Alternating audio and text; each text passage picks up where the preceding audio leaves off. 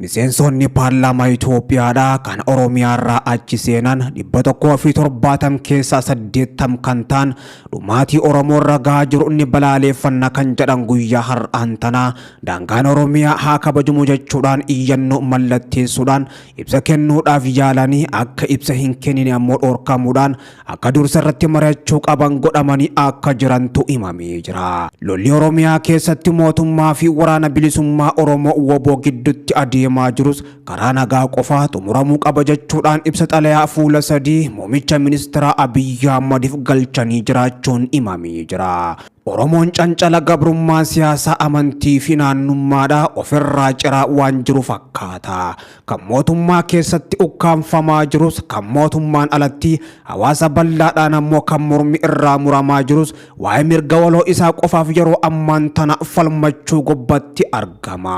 Bakka bu'oonni 80 salphaa miti qabsoo yeroo ammaan tana Oromoon gaggeessaa jiru deeggaruu keessan kanaaf galatoomaa jechuudhaan hayyoonni Oromoodhaa fi xiinxaltoonni Oromootis edduun isaanii yeroo ammaan tana bakka bu'oota kanneen lalisaa jiru. Qondaaltonni bilisiginnaa olaanootaan kan warra Amaaraa Abiyyi Ahmadiin Jawaariitu miseensota paarlaamaa Itoophiyaa ijaaraa jira. Iccitiin mootummaa akka biyyi akka diigamtu harka lafa jalaatiin warra ABO shanee deeggaraa jiru keessaa Jawaar tokko jechuudhaan boo'icha keessa galanii jiraachuun isaanii kan himame. Jawaar Muhammad lola Oromiyaa fi kaaba Tigraayitti deemaa ture dabalatee rakkoo Itoophiyaa afaan qawweetiin furuu yaaluun ammoo biyya diiguudha. Itoophiyaa warri halkanii fi guyyaa diigaa jiru warra mootummaa keessa jiru falli jiru lola osoo hin taane ammoo marii araaraa haqa qabeessa kan qaama hidhatee fi paartiilee siyaasaa hunda hirmaachisee jecha akka ture yeroo ammaan tana yeroo finxaaleeyyiin Oromiyaatti morma Oromoo muraa jirtu kanattis irra deebiidhaan ammoo obbo Jawaar Muhammad dubbii kana kan dubbatan araara buusaa jechuudhaan Jawaar kana jechuudhaan yeroo kadhachaa turan mootummaan Abiyyi Ahmad gama isaatiin shororkeessaa TPLF fi ABO shanee wajjin hin mari'annu jechuudhaan paarlaamaa Itoophiyaa irratti dubbataa kan turan. Amma dhiyeenya kana erga araarri TPLF fi bilisiginnaa gidduutti bu'ee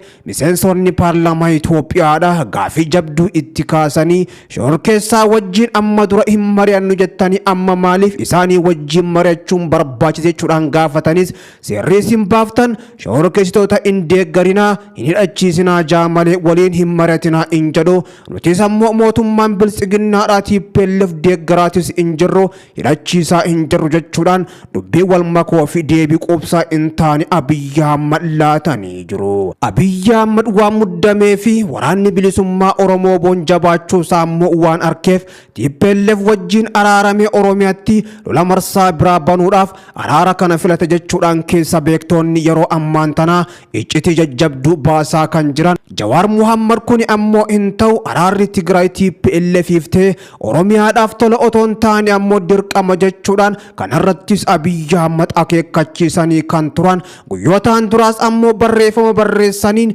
hatattamaan yeroo ammaan tanaa furmaanni guutuu biyyattiitii fi Oromiyaa keessatti akka bu'uuf mootummaan waraana bilisummaa Oromoo wajjinis araara buusee marii gaggeessuu qaba jechuun waamicha kan dabarse. Bilisiginnaan ammoo waraanicha Jawaar faatu deeggaraa jira akkasuma Jawaar akka Itoophiyaan diigamtu barbaada jechuudhaan finxaaleeyyii warra Amaaraa qondaaltonni ol aanootaan kan akka Dammaqaa Mokkonnoonii fi gorsitoonni Abiyyi Ahmad hedduun isaanii boo'icha gubbatti argamu.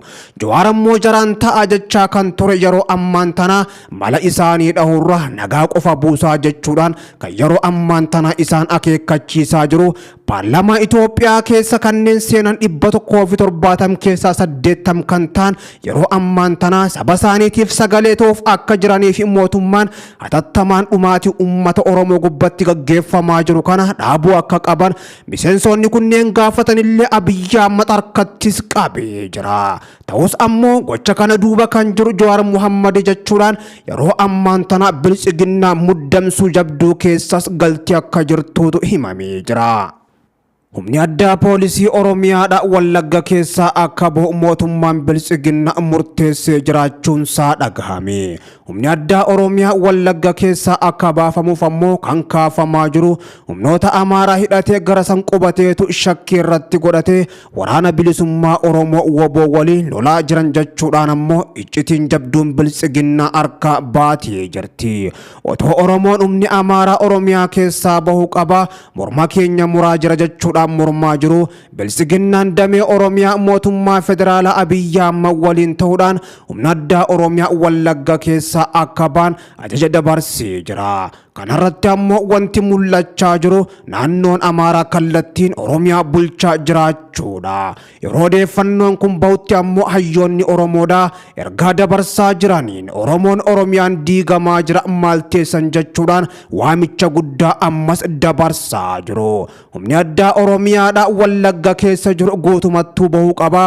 Humni achi buufatee jiru kun waraana bilisummaa Oromoodha ABO shanee wajjin ta'uudhaan humna keenya duguugaa jira jechuun mootummaan naannoo Amaaraa gaafii kana akka dhiyeessee ture kan himame mootummaan naannoo Oromiyaa gaafii kanas fudhachuudhaan mootummaan federaalaa ammoo dirqama gubbaarraa kan dabarse humni addaa Oromiyaadha guutumattuu Wallagga keessa baafamu akka qabu jechuudhaanis himamee jira. Humni addaa Wallagga buufatee jiru ajaja mootummaa naannoo Oromiyaa fi jiddu galeessaa fudhachaa hin jiru. Waraana bilisummaa Oromoo rukutaa hin jiru. Kan inni rukutaa jiru humna diina Itoophiyaadha qolachuudhaaf bee humna fannoo Amaaraati jechuudhaanis akka dubbachaa jirantu himamaa jira. Oromiyaa guutuu keessatti ammoo mormi keenya muramuun qabu lafa keenya irratti nagaa argannu jechuudhaan Oromoon hiriira guddaa gaggeessaa jiru. Kanaan humnoonni finxaaleeyyii Amaaraa fannoo fi humni addaa guutumattuu Oromiyaa keessaa bu'aa akka qaban gaafatamaa kan jiran ammoo mootummaan Abiyyi Ahmad.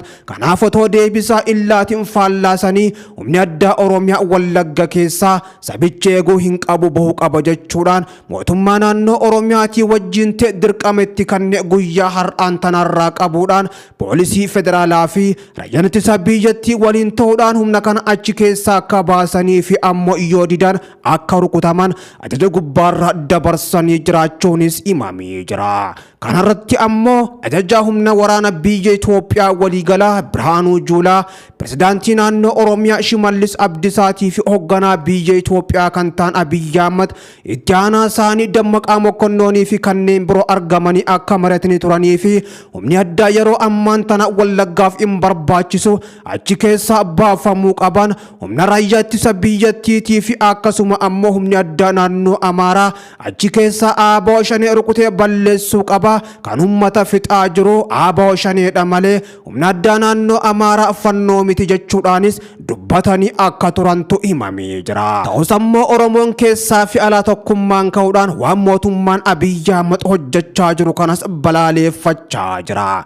Qeerroo fi qarreen Oromoodhaa barattoonni ummanni Oromoo biyya keessaa fi alaa mormi Oromoo muramuu hin qabu. Oromoon lafa isaa gubbatti nagaa argatu biyya ambaan deemne yookaan lafa ormaan dheeyne jechuudhaanis mormii isaanii kan itti fufan. Mormii yeroo ammaan tana Oromoon guutuu biyyattii keessatti gaggeessaa jiru kan Oromoo haa baraarru jedhu babal'atee mootummaa Abiyyi Ahmadis muddamsiisee jira. Waraanni bilisummaa Oromoo WBO lixa Shaggar aanaa Amboo fi lixa Harargeedha Meessoo keessatti tarkaanfii fudhateen injifannoo goonfachuu beeksisee jira. Muddee guyyaa har'aan tanaa gaafa 10 bara 2022 waraanni bilisummaa Oromoo WBO'n tarkaanfii jabduu waraana Biltsiginnaa irratti fudhatu jabeessee itti fufee jiraachuu himuudhaan barii irraa ka'uudhaan waraanni bilisummaa Oromoo WBO'n zoonii giddu galeessaa waraana mootummaa faashistii Abiyyi Ahmad kan jedhu raayyaa ittisa biyyaa fi humnoota wal makoo ta'an godina lixa Shaggar aanaa Amboo qullittii mooraa mana barumsaa sadarkaa tokkoffaa fi bakkoota adda addaa keessatti haleellaa jabaa gaggeesseen waraana hedduu du'aa fi madoon adabee mooricha keessaa buqqisee injifannoo guddoo goonfatee jiraachuu WBO'n beeksisee jira. Humni waraana mootummaa Abiyyi Ahmad kan dabalataa WBO loluudhaaf ganda dikeerraa ka'uudhaan ammoo gara lolaatti adeemu sodaachuudhaan karatti dhaabbatanii dhukaasa meeshaa gurguddoo dhukaasaa jiraachuunis yeroo ammaan tanaa himamee jira. humnoonni mootummaa Abiyyi Ahmad madoo fi reeffa waraana isaanii konkolaataa torbaa oliin kaafataa jiraachuun kan himame. Lola kana waboon waraana bilisiginnaadhaa diirama kana qofa 300 ol barbadeessee jiraachuun himamee jira. Kana malees waraanni bilisummaa Oromoo waboon zoonii bahaa godina lixaa Harargee aanaa mi'eessoo araddoota garaagaraa keessatti raayyaa ittisa biyyattii irratti tarkaanfii jabduu kan fudhate. Mooraa waraana Abiyyi Ahmad paarkii jedhamee beekamu keessatti ammoo waraana humna diinaati jedhuun waboon du'aa fi madoon adabee buqqisuudhaan qabeenya achi keessa jiru guutumatti dhuunfatee hidhannoo gurguddoos irraa goonfatee jiraachuu waraanni bilisummaa Oromoo waboon baha Oromiyaadhaa beeksisee jira. Lolli Oromiyaa keessatti waboo fi humnoota mootummaa biyya amma gidduutti jabaatee kan itti fufee Harargee lixaa mi'eessoon Cibraan Ilamoo Qilxuudha Amboon Waddeessaan ammoo Buttaan Jagamaa Badhaaneedha. Shororkeessitoota mootummaa Abiyyi Ahmad itti marsee bakka awwaalcha isaanii Oromiyaa gochaa jiraachuus beeksisee jira. Waboon tarkaanfii guyyaa har'aan tanaa fudhate kanaan bakkoota jajjaboo qabatee jiraachuu kan beeksise hidhannoo gurguddoos humnoota mootummaa Abiyyi Ahmad irraa goonfachuudhaan konkolaataa danuus humnoota mootummaa Abiyyi Ahmad irraa booji'ee jiraachuus himee jira. Lolli jiddu galeessa biyyattii akkasuma gama kaaniin ammoo baha Oromiyaatii fi kibba Oromiyaattis humnoota waraana bilisummaa Oromootii fi mootummaa gidduutti gaggeeffamaa kan jiru. Ijoolleen Oromoo injifannoo gurguddoo argachaa jiraachuus beeksisanii jiru.